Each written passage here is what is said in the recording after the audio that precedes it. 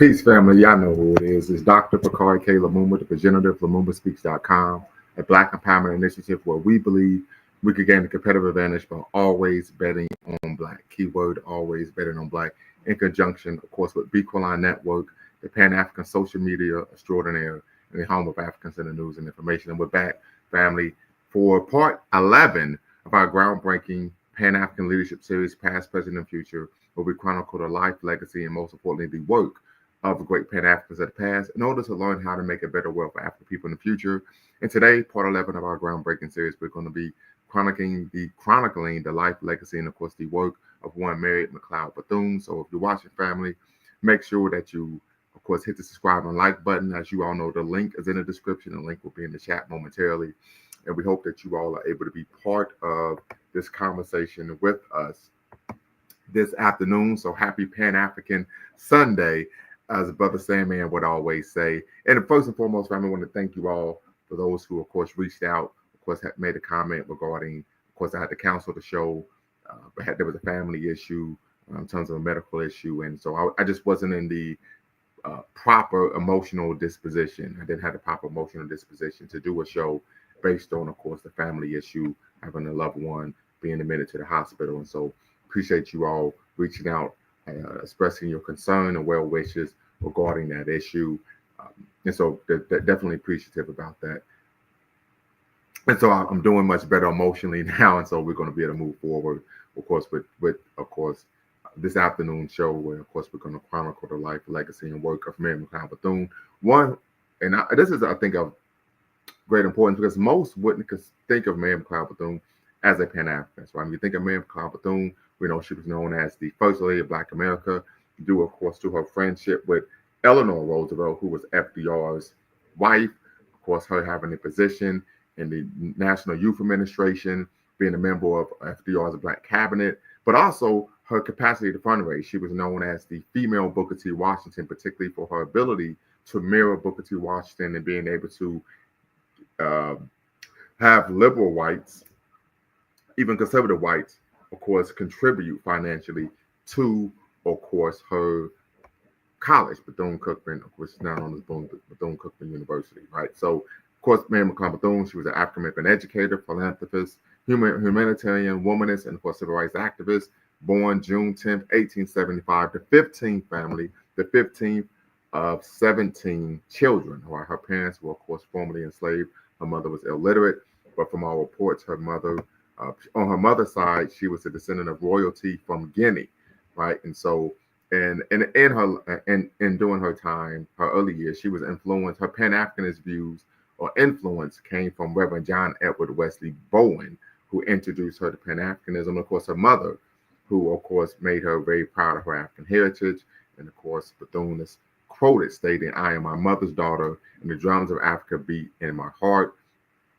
She also felt at, of course, the Daytona Educational Industrial Training School for Negro girls that it was important that Black children learn that they did not come from slavery and that history that they could be proud of. She also worked with Dr. Carter G. Woodson. We know Dr.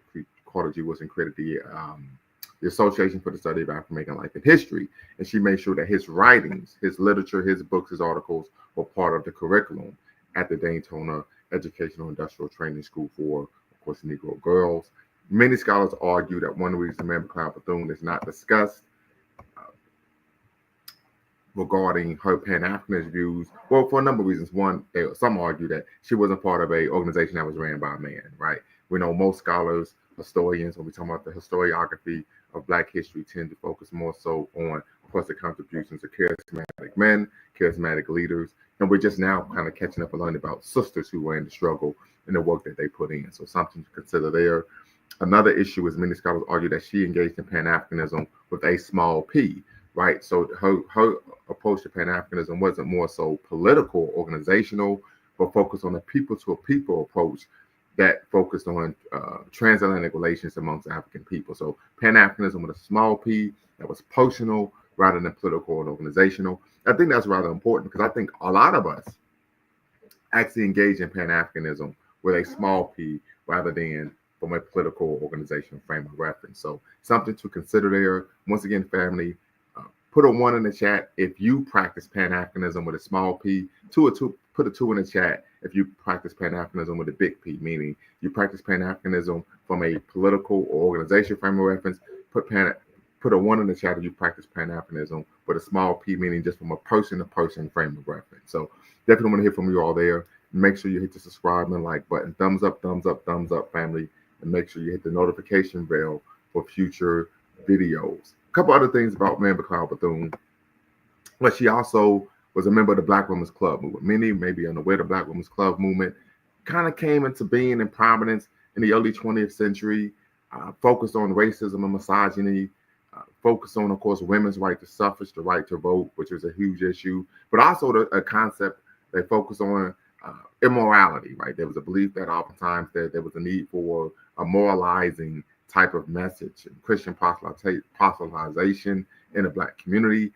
And so Mary McLeod Bethune, even though she didn't come from an elite upper class background, as most Black club women did, we're talking about Mary Church Terrell and Julie Cooper, she was able to actually gain a foray into that community and, of course, rise to leadership in Black women's club organizations. Some of those were, of course, let me see here, give me 1 second, family. The National Council of Negro Women, the National Association of Colored Women, and then, of course, the International Council of Women of Darker Races, right? So she was able to then parlay her personal, of course, practice of Pan-Africanism with a small p, a person-to-person effect, and then connect that, of course, with the organization that she was a part of. Many people may be unaware that, of course, when she was part of the International Council of Women of Darker Races, of course, she was part of a group that actually protested the U.S. occupation of Haiti and even wanted to research and study what was going on. They found solidarity with our Haitian brothers and sisters.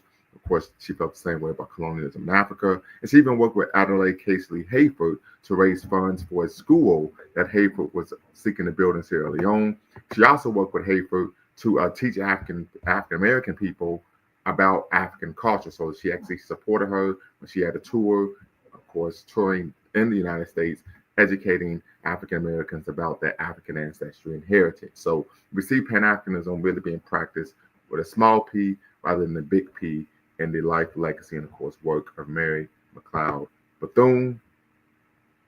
And so she also sought to be a missionary, right? So this is one of the issues that we found was rather prevalent, prominent at the time in Pan-Africanist and Black national circles. This unfortunate sense of going to Africa to promote Christianity, civilizing mission. We think of the work of Bishop Henry Maniel Turner. We know that those views are problematic today, but at the time, that was something that was normalized. It's a belief and idea that one would travel to Africa to, of course, go back and, of course, spread the gospel of Jesus Christ as a way of uplifting the race, right?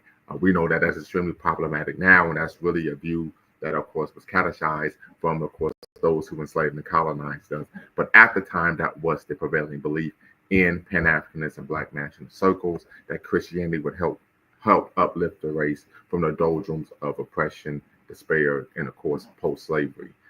So these are some of the examples of Mary McLeod Bethune. So I would love for you all to tap in. I'm going to put the link in the chat. And one of the questions I would have is, do you think that Mary McLeod's dependence on white philanthropic support undermines her work as a Pan-Africanist, right? Do you believe her dependence on white philanthropic support undermines her work as a Pan-Africanist, as someone who sought to create ties and solidarity with African people throughout the world to address in whatever way they could the issues they were facing, right? So definitely tap in, family. The link is now in the chat. The link, as you all know, is in the description.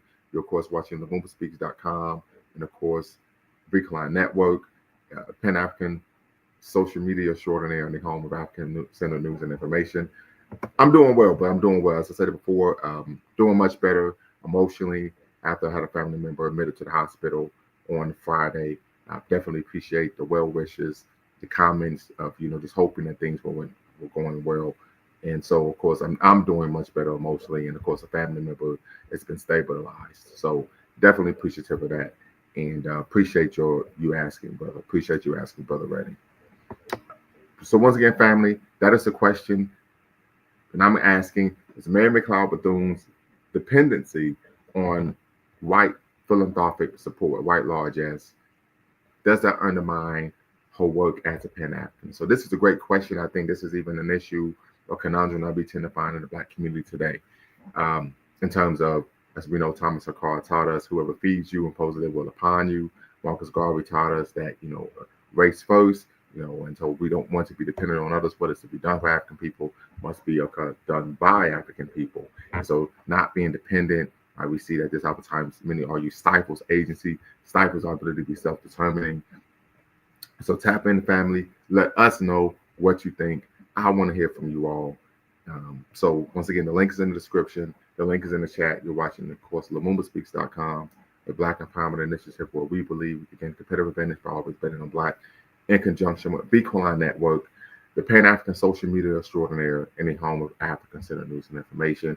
And this is part 11 of our groundbreaking Pan-African Leadership Series, Past, Present, and Future, where we're chronicling the life, legacy, and of course the work of great Pan-Africans of the past in order to make a better world for African people in the future. And today, we're of course highlighting Mary McLeod Bethune, who of course was an African-American educator, philanthropist, humanitarian, womanist, and of course civil rights activist and Pan-Africanist, the 15th of 17 children from South Kakalaki, South Carolina, born in Maysville, South Carolina, to of course formerly enslaved parents. She of course rose to prominence due to her ability to create Bethune-Cookman, what later became Bethune-Cookman University. And of course, she was the first woman to receive a monument in a public park in, of course, Washington, D.C. That took place in 1974. And she was known as a member of course, FDR's Black Cabinet, and at one point was known as the First Lady of Black America. So tap in, family, be part of the conversation. I want to hear from you all regarding the life, legacy, and work of Mary Bethune. One, Walcott also was known as the female Booker T. Washington for her ability to, of course, gain white philanthropic support for her institution. But that's the question. Can you be a Pan-Africanist depending on the financial largesse of non-African people? So tap in, family, be part of the conversation. Definitely want to hear from you all about Mary McLeod Bethune. One, a person that many oftentimes wouldn't consider to be a Pan-Africanist when you talk about, of course, some of the torchbearers and the more prominent individuals in the Pan-African movement. But definitely want to hear from you all. So tap in, family, be part of the conversation. Make sure you hit the subscribe and like button. Thumbs up, thumbs up, thumbs up. Don't forget to hit the notification bell, right, for future videos. Appreciate you, Brother Redding. Hopefully you could tap in, be part of the conversation as well. If not, we're probably going to close out sooner rather than later this afternoon. But definitely want to get your thoughts on Mary McLeod Bethune. You can even share what you knew about Mary McLeod Bethune. I had the benefit, of course, of learning about her at a very early age. And of course, we could have a conversation regarding this concept of racial uplift, focusing on Christian proselytization, and of course, this concept of addressing immorality in the Black community. What are your thoughts on that? Now, of course, this would be a 21st century view of 20th century issues, early 20th century issues, but also we can have a conversation regarding, is that an issue that is prominent today? Should we engage in this type of behavior, this type of issues of behavior or leadership in Black communities today? So definitely tap in, family.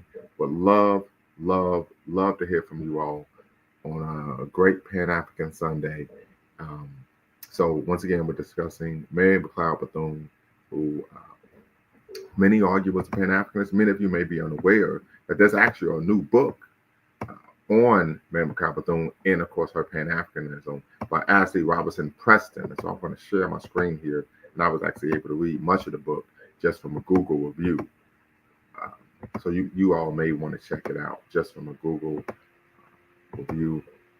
But I am going to purchase the book. But as you can see here, Mary McLeod Bethune, the Pan-Africanist, and of course by Ashley Robertson Preston. So University Press of Florida, of course, is the publisher. But definitely, if you get a chance, you may want to check this text out. Great read, well-written book. Actually, sister knows what she's talking about. She's doing a great job in terms of reviewing the history, of course, of the Pan-African movement, some of the prominent figures and officials, but also highlighting Mary McLeod Bethune's early childhood, the influence of Africa due to her mother, her great-grandmother on her mother's side, of course, coming from royalty in Guinea. Of course, that was the claim that was made but of course learning to have pride in her African ancestry from her mother. I'm quite sure her father as well.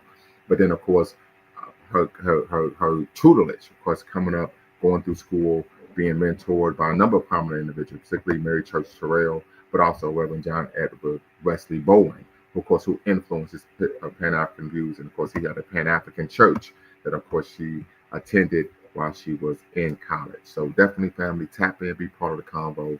If not, we're going to, of course, cut things short this evening or afternoon. But we'd love to hear from you all regarding, of course, the Pan-Africanism of Mary McLeod Bethune. Put a 1 in the chat if you were familiar with Mary McLeod Bethune. Put a 2 in the chat if you were unfamiliar with Mary McLeod Bethune. So once again, put a 1 in the chat, family, if you were familiar with Mary McLeod Bethune before today's live, and put a 2 in the chat if you were unfamiliar with her. Okay, very good. Mr. Sandman, of course, always know that you will be familiar with her. And so hopefully you could tap in and we can have a conversation regarding being a Pan-Africanist with a small p and still seeking white philanthropic support for, of course, your organizations. Is that a conflict of interest? We'd love to hear from you. We'd love to hear from a lot of brothers and sisters on this topic, because I think it's one that's interesting, and I think it is something that if you're depending on foreign largesse, you can find yourself in a position where you're dependent, where you're tap dancing, while you're dancing to a beat that you may not like. And so this is something that we should, of course, discuss moving forward. So once again, family, you're watching LuMumbaSpeaks.com, a Black empowerment initiative where we believe we can gain a competitive advantage by always betting on Black, in conjunction with Beacon Network, the Pan-African social media extraordinaire, and the home of African Center News and Information. Happy Pan-African Sunday to you all. And so hopefully, family, we can hear from you all. You can tap in. The link, of course, is in the description. The link is in the chat. If not, we're going to close out. But I definitely want to hear from you all if that is possible. So tap in, family. And this is the text right here, Mary McLeod Bethune, The Pan-Africanist by Ashley Robertson Preston. Definitely check this book out if you get an opportunity. You can actually read about half of the text just on a Google review. So you could actually read about half of the book on Google review, which I did, of course, earlier this week in preparation for this live.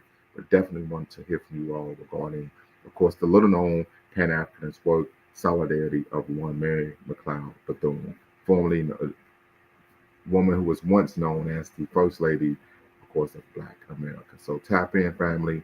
Be part of the conversation. Mr. Sandman said he is tapping in momentarily. Brother Redding, I hope you could tap in as well. We would love to hear from some sisters. We know we definitely want sisters to be part of the conversation. We need sisters in the struggle. We know this is the African way, and we've chronicled that on the show on several occasions, that there was an expectation that women were equal partners in the struggle. And that's something we want to continue moving forward as we seek to restore our people to our traditional greatness as a free, proud, and productive people. So definitely tap in, family, be part of the conversation as we honor the life, legacy, and most importantly, the work of one Mary McLeod Bethune, part 11 of our groundbreaking Pan-African Leadership Series, Past, Present, and Future, where we chronicle the life, legacy, and most importantly, the work of great Pan-Africans of the past in order to learn how to make a better world for African people in the future. So once again, we're standing by for Brother Sandman, who's going to be tapping in, of course, from the Illidale, the 215, and the full effect. But definitely want some other brothers and sisters to tap in as well. And like I said, family, if you want to, of course, purchase the text, Mary McLeod Bethune, The Pan-Africanist by Ashley Robertson Preston, please do so. You can, and as I said before, you can read about half of the book on Google, on a Google preview. Brother Sandman, what's the word? Hey, what's the word, Dr. Lumumba?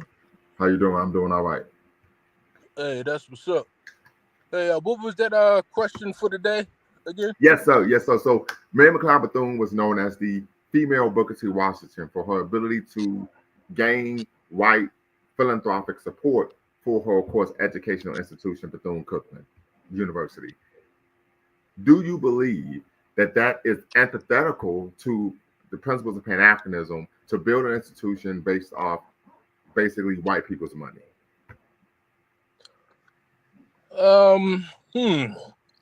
That's a tough question to answer. Inherently, no, I don't think it is, because our people worked in slavery for several years without restitution or without compensation for her work. So that was money owed. That wasn't money she borrowed, in my opinion. Um, Also, I believe she opened up those economic uh, or those educational institutions to fight the Jim Crow South, because apparently we had rights to vote, and then they started the Jim Crow laws and stating if you can't read and if you can't do this All and type that. of stuff. Yeah.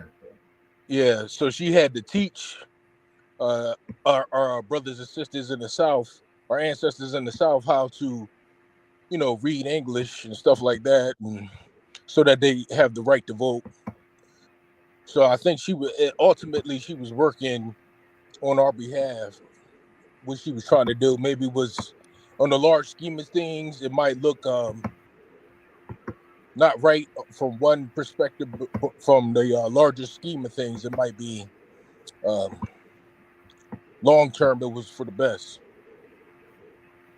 Okay, and the reason why I asked that question is because from a Pan-African frame of reference, the focus is on what's done for African people, must be done by African people. And we know what Thomas Sankara taught us, that whoever feeds you, whoever funds you, imposes their will upon you. And so oftentimes, many would argue, and we've seen this throughout, of course, history, that whites will provide funding to African people for a myriad of reasons. And one of the most prominent reasons is, of course, the use of soft power, right? And so as a result, they can influence the curriculum, things of that nature, they throw an influx of cash. It could prevent the radicalization of the student body and even the administration and professors. So those are some of the issues one would look at as being possibly problematic. But as you stated, Booker T. Washington was able to use that to build an institution that was able to allow the Black community to be economically self-sufficient in Tuskegee, Alabama. Right, absolutely. So yeah, I think it's a mixed bag. I think it's just something you have to be cognizant of, but I do think we should always be concerned when we're dependent on, of course, alien largesse, financial largesse. Yeah, whenever we talk about situations like this, I recall about when I was reading up on that last topic that you brought up. I think it was the War of Ottawa. Yes, sir. The Battle of Ottawa. Yes, sir. The Battle of Ottawa. Yeah, and one of the reasons why the Ethiopians were victorious against the European powers that tried to take their land is because the European powers didn't pay anybody off yet, or they didn't establish a foundation, whereas though they can slowly, gradually take the place over through coercion, and then Yeah, you're going in and out, brother. You're going in and out. I'm gonna need you to say that again. Oh yeah, I was saying that through the Battle of Ottawa, the Italians weren't able to take the Ethiopian land, partly because they rushed in to take the land without establishing a foundation of coercion where they can topple their government first and then move their troops in. So I think it's anytime we're building up something like that, whereas though it's a Mary McLeod Bethune or Booker T. Washington, we have to start the foundation.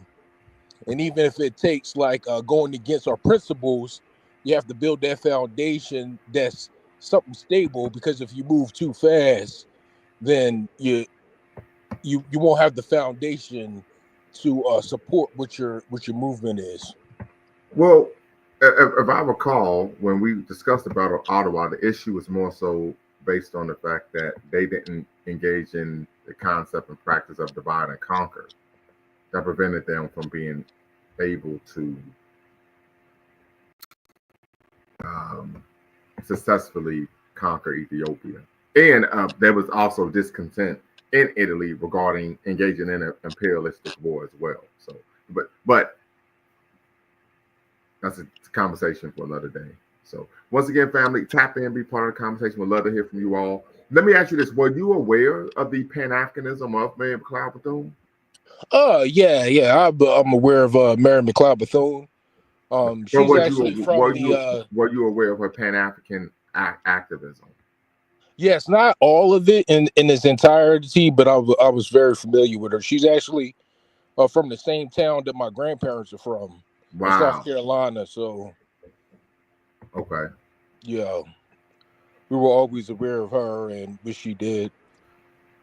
Not all of it. I didn't have the in depth of understanding of everything that she did Pan African wise, but there's several HBCUs named after her, several schools. It's almost like she's like a step below Martin Luther King, in my opinion. Okay. Interesting. Okay. Interesting. All right. And any other thoughts on the Queen Mother? Yeah. One thing that was disturbing about one of her movements is I think that she was pushing. I don't know. One of the things that she was pushing, I think she was pushing like some type of trans rights or gay rights or something like that. Was she Well, into no, that I too? mean this is in the early to mid 20th century, so I have no recollection of anything that I read. I've heard being someone who advocated for that. I mean, if you want to be honest, we don't really find an advocacy for LGBTQ rights until, of course, I think it was Stonewall, and that's in the late '60s. So we don't really find a movement for that in America until, of course, if I remember correctly, the Stonewall riot that took place in New York City. Mm. Also, what do you think about her husband's contributions to the schooling? Because he was a teacher as well, wasn't he? Yeah, yes, he was. Yeah, her husband was a teacher. Yeah, Yeah, absolutely. we don't even hear So anything I about wasn't him. able to find a lot of information about that, but I'm quite sure that he not only supported but helped her develop that institution as an educator. I mean, it's just you can almost argue. I mean, it's conjecture, but you could just make the argument just from common sense that if you have someone and you're married, that more than likely took place. Right. Yeah. Yeah. I think they were like a tag team, and he's not brought up in the history books, but I know that the Queen Mother Mary McLeod Bethune, she was close with the Roosevelts, I believe, Yes, he was. Yes, he was. and she had they had great respect for her contributions as well, and during really tough times in the history of America, particularly during the World War I and Reconstruction and Yes, all sir. that stuff, and the Great Depression. Yes, Yeah, she was a absolutely. stabilizing Yeah, factor for yes. She was very good friends with Eleanor Roosevelt. Were very right. good friends with Eleanor Roosevelt. So she was able to use that relationship to, of course, influence Eleanor Roosevelt to influence her husband to create policies that were advantageous for the African American community. So we're really looking at a form of diplomacy that, of course, Brother Dwayne Omawale discussed earlier when we discussed about Ottawa, that using diplomacy as a way, that's one of the ways Middle League II was able to, of course, play different European powers against each other to get what they needed to, of course, be successful to defend the sovereignty of Ethiopia. We even found the same thing taking place with the St. Overture in Haiti. And I think this would be an example of that as well. So let me ask you this Absolutely. question. Did you see our new intro? Yeah, I caught some of it. I'm gonna go back and watch the rest of it. That's the one with Dr. Olawame. Damn, am I saying his name? Brother Olamale. Dwayne Omawale. Yes, yes, Dwayne Olamale. Yeah, yeah, he's the one. He's wearing a suit and stuff like that. yes, sir. Yeah, yeah. It was really cool. Okay. I think it's a cool intro, and I didn't know the history of your channel prior to me finding out about you a year ago or so. It seems like your channel was on on a trajectory to be very popular in the Pan African YouTube streets. Okay. I Yeah, got I got you. Yes. And yeah, Brother LMA told me to reach out to a brother by the name of Willie Cartwright. He wrote a book titled, let me see if I can pull this up. Yeah, he wrote a book titled From Save to Sane. So I'm definitely going to try to get him on so we could do another show in that series on Abrahamic religions. But the brother talks about, of course, examines his of course, years growing up in a Christian church and why Christianity has been a detriment to the African American community. That's the argument that he's making. And so definitely want to get that brother on. Got to read the book first, right? We don't want to bring a brother on unless I've read the book. And then we could definitely have a great conversation with that brother. So, but definitely I always appreciate you, brother Sam, man. And didn't know that you had a personal connection to Queen Mother Mary McLeod Bethune based on the fact that your grandparents, shout out to South Kakalaki, the Palmetto State, of course, being from the same city or town that, of course, she was born and raised in. So, definitely give thanks there. As you know, and you're one of the primary contributors, not only in terms of coming on the show, but also even financially. And we always give thanks for that. But this highlights oftentimes, or many people will argue, we argue, why it's important for us to educate people about Pan-Africanism, because there's so much history, so much information, and oftentimes, unfortunately, individuals are misinformed, and that's why they are opposed to, of course, Pan-Africanism. So. And I will argue that a figure like a Mary Bethune, Mary McLeod Bethune, that she was probably what started the feminist movement, or was inspiration to the feminist movement, because the white woman in the United States could look at her and see like everything that she built as a female foundationally, and to get contracts with the United States government.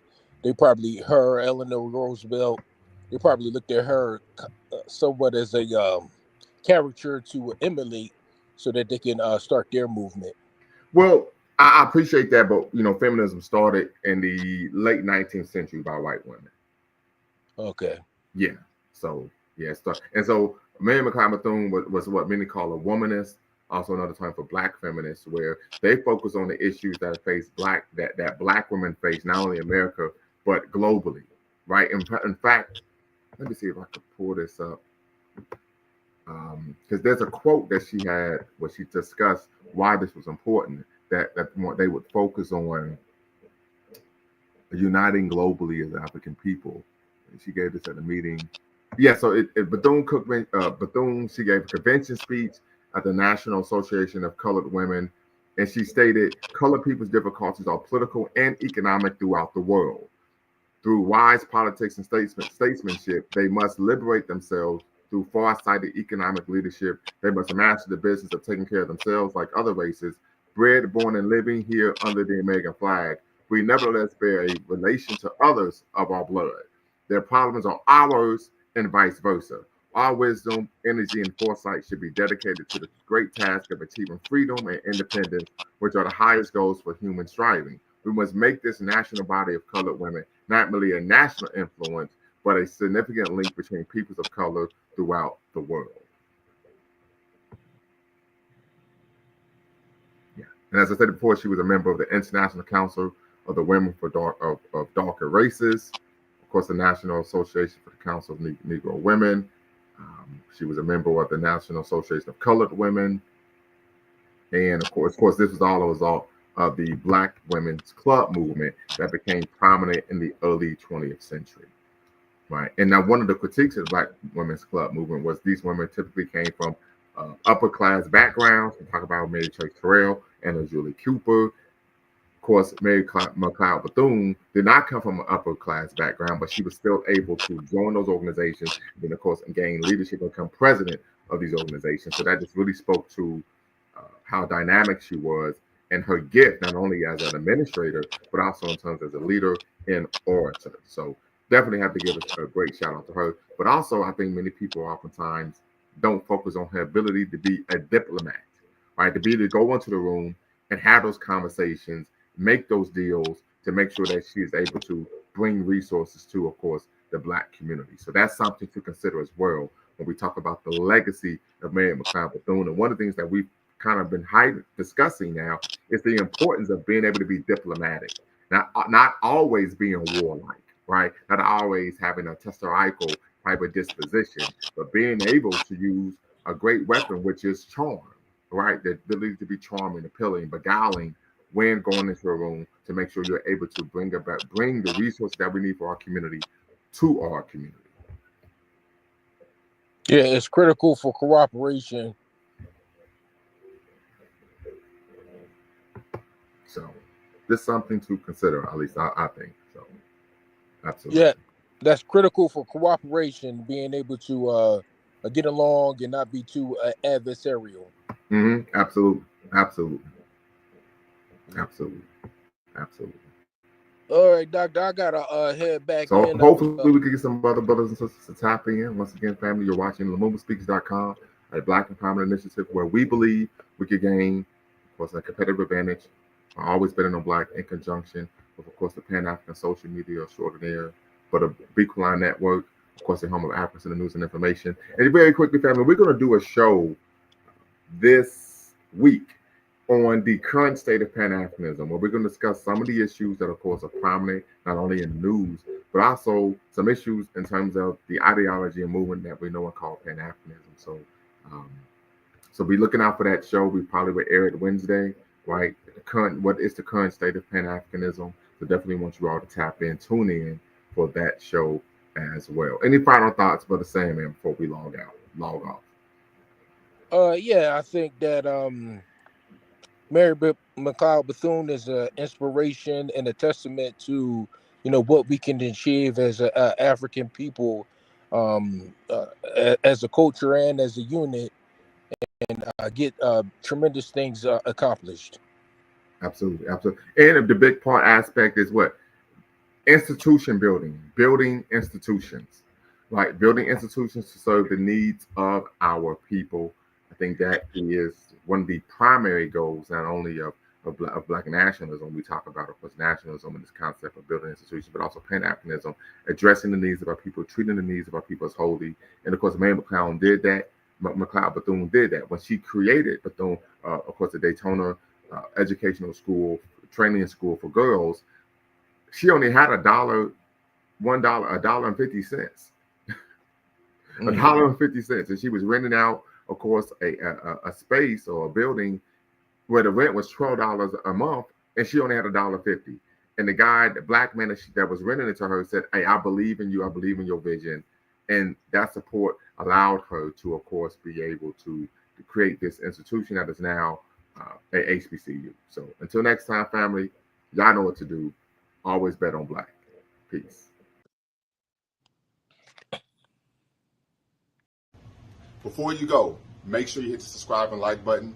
Thank you for supporting the channel. And remember, here at Lumumba Speaks, we always bet on Black. Peace.